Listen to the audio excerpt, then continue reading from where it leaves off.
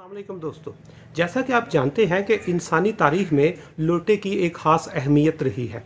लेकिन जब पाको हिंद में कोई सियासी पार्टी के इलेक्शंस होते हैं या कोई तहरीक शुरू होती है तो इन लोटों की अहमियत में बहुत ज़्यादा इजाफा हो जाता है और ख़ुसूसी तौर पर पाकिस्तान की सियासत में आए दिन इनकी मांग में वो तब्दीली आ रही है। तो आज हम बात करेंगे कि बरसगीर पाको हिंद की सियासत में सबसे पहले लोटे का लफ्ज़ कब इस्तेमाल किया गया, किसके लिए इस्तेमाल किया गया और क्यों इस्तेमाल किया गया। यहाँ पर यह बताना बहुत ज़रूरी है कि शेख मोहम्मद आलम 1886 को सरगोदा में पैदा हुए और इसके बाद कुछ तालीम गवर्नमेंट कॉलेज लाहौर से हासिल करने के बाद बैरिस्टर की तालीम या वकालत की पीएचडी के लिए इंग्लैंड चले गए और वहाँ पर पीएचडी मुकम्मल करने के बाद वापस सरगोदा में आके ही अपनी प्रैक्टिस शुरू की। और जब कुछ टाइम के लिए उन्होंने वहाँ पे प्रैक्टिस की तो उनके जहन में ख्याल आया कि इस वक्त मुख्तलिफ सियासी जमातें और मुख्तलिफ तहरीकें शुरू हो रही हैं, तो क्यों ना किसी पार्टी को ज्वाइन किया जाए। और उसके लिए उन्होंने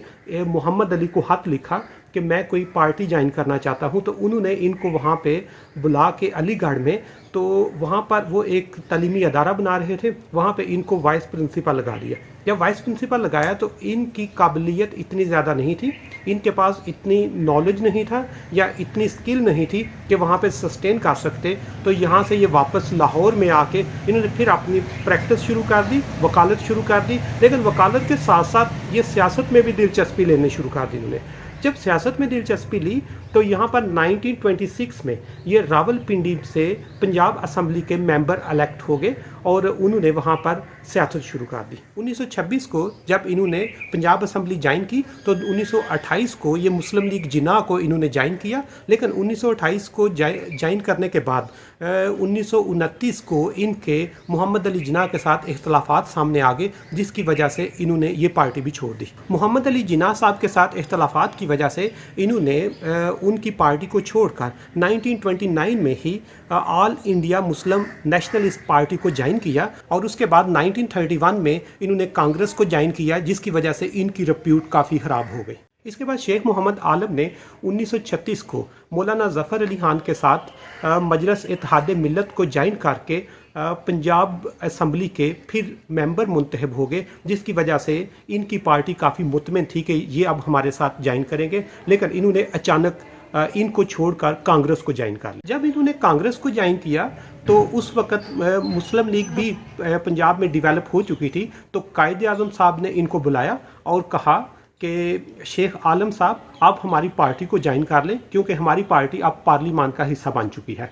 तो इन्होंने कायदे आज़म को कहा कि मैं सोच कर बताऊँगा। तो कायदे आज़म ने एक तारीखी फ़िक्रा बोला कि शेख मोहम्मद आलम, क्या आपको पार्टी चेंज करने के लिए अभी भी सोचने की ज़रूरत है। कायदे आज़म के इन अल्फाज की वजह से डॉक्टर शेख मोहम्मद आलम ने उनकी पार्टी को ज्वाइन न किया और 1945 के इलेक्शन में खाकसार पार्टी की तरफ से अपनी इलेक्शन कैंपेन शुरू की। जब उन्हें खाकसार पार्टी की तरफ से अपनी इलेक्शन कैंपेन शुरू की तो उस वक़्त हुसैन काश्मीरी ने रोज़नामा ज़मींदार में एक कॉलम लिखा जिसका टाइटल था डॉक्टर आलम लोटा, और ये बरसगीर पाको हिंद की तारीख में पहला एक बाकायदा डॉक्यूमेंट था जिसमें लोटे की इम्पॉर्टेंस और लोटे का सियासत में रोल पर डिस्कशन हुई। और उस कॉलम के बाद पूरे पाको हिंद में डॉक्टर आलम जहाँ भी जाते थे तो लोटे की लोग आवाज़ें लगाते थे।